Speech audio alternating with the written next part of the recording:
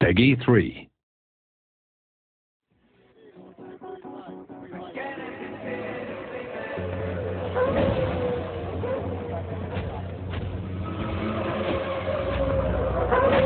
We've got basically three key components that make up the weather system. There's the visual effects, so in the dry it's the iconic heat haze, in the wet it's the visual effects on the camera, on the cars themselves, the rain on the track, the puddles, the surface reflections, the rooster tails, the kick-up spray from the tyres.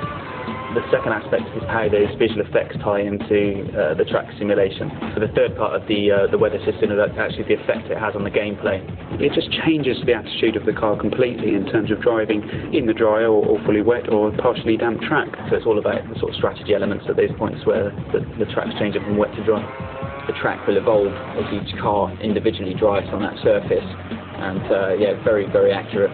The track surface actually knows how wet it is.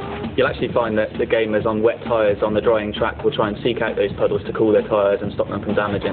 When you're in the car, you've really got no idea what the weather's doing, but the teams, they know by the radar where the weather is coming in from and how long it's going to last. And that's something that will be added into the game as well. You'll be aware of what the weather's doing roughly, and then you can make your call just like you would in real life.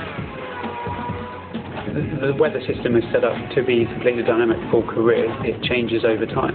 So you go to Spa, a typically very unpredictable track. You need to be prepared to alter your car balance as the race weekend progresses, so that when you're heading towards that Sunday race day, you think you've got a car set up that is going to be balanced for the predicted weather conditions.